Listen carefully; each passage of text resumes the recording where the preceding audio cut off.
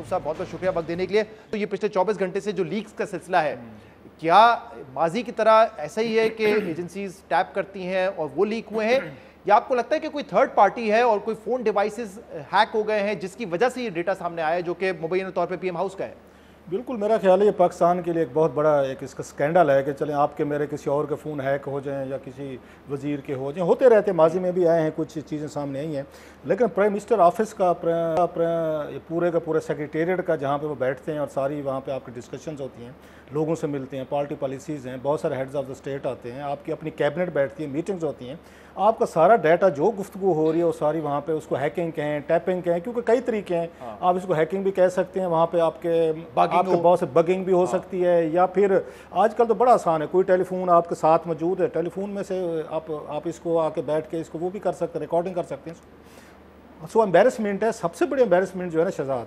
आज तक ठीक है दुनिया के बहुत सारे मुल्कों के हेड्स ऑफ स्टेट्स के उनकी कोशिशें होती हैं उसके राइवल उनकी एजेंसीज़ की कि उनका हैकिंग करें। आपको याद होगा उन्होंने आके स्टोरी उन्होंने ब्रेक की थी, स्नोडन ने की थी कि उस वक्त ये अगर उसकी मर्कल थी, इसकी जर्मन चांसलर तो थी, तो उनका वहाँ नेशनल ये सिक्योरिटी एजेंसी थी जो अमेरिका की, उन्होंने हैक किया था टेलीफोन और बड़े अरसे तक वो किया रखा, उन्होंने वहाँ से चीज़ें लेते रहे थे। लेकिन ये पहली दफ़ा हो रहा है, बल्कि पेगासस सिस्टम के मैं कहूँ इंडिया में बहुत बड़ा स्कैंडल आया था, इमरान खान साहब के हवाले से कहा गया था पेगासस सिस्टम के हवाले से शायद कि इनका फ़ोन भी जो है वो कंप्रोमाइज़ हुआ था, शायद इंडियंस ने किया था, वहाँ इंडिया में अपोजिशन लीडर जो थे उनके किए गए थे। ये जो मेरा ख्याल उनका है, उनका सिस्टम इसराइल का जो सिस्टम आया था कि आप हैकिंग कर सकते हैं व्हाट्सएप वगैरह कॉल्स जो हैं। सो माजी में इस तरह की कोशिशें होती रही हैं, कामयाब भी हुई हैं, लेकिन ये पहली दफ़ा हो रहा है और कहते हैं हर दफ़ा कोई एम्बेरसमेंट हमारे हिस्से में भी आनी होती बात किस्मती से कि प्राइम मिनिस्टर ऑफ पाकिस्तान का अगेन जो ऑफिस है बग हुआ है या उसकी हैकिंग हुई है या सिक्योरिटी जो भी किया है उसको उन्होंने रिकॉर्डिंग करके वेब पे डाल दिया है और उसकी बिडिंग शुरू हो गई है। उस $3.5 लाख पे फुसेल है, वो सेल के लिए है। सो ये बहुत तो हमारे इंटरव्यू में राना सनाउल्लाह साहब बड़े मुतमईन थे इस बात पे कि जो कंटेंट है वो उनकी पार्टी या हुकूमत के लिए डैमेजिंग नहीं है, लेकिन अगर वाकई ये मवाद वहां पर है तो उसमें और क्या मटेरियल होगा, क्या गुफ्तगू होगी, वी डोंट नो। नहीं, राना साहब के लिए ये सबसे बड़ी एम्बेरसमेंट होनी चाहिए, ये हमारी इंटेलिजेंस एजेंसीज के लिए होनी चाहिए। बेसिकली तो अगर देखा जाए तो ये उन्हीं की फेलियर बनती है ना, वजारत दाखिला का काम है ना कि वो उसको सिक्योर करें। प्राइम मिनिस्टर ऑफ पाकिस्तान को करना है, आपने अपने कैबिनेट को करना है, अपने मेन इदारे हैं आपके पास। अच्छा, फिर पूरी दुनिया इतनी खौफनाक डेंजरस हो चुकी है कि आपने उसके मुतबादल के तौर पर, काउंटर के तौर पर कौन से ऐसे आलात रखे हुए हैं, किस दुनिया के मुल्क से आप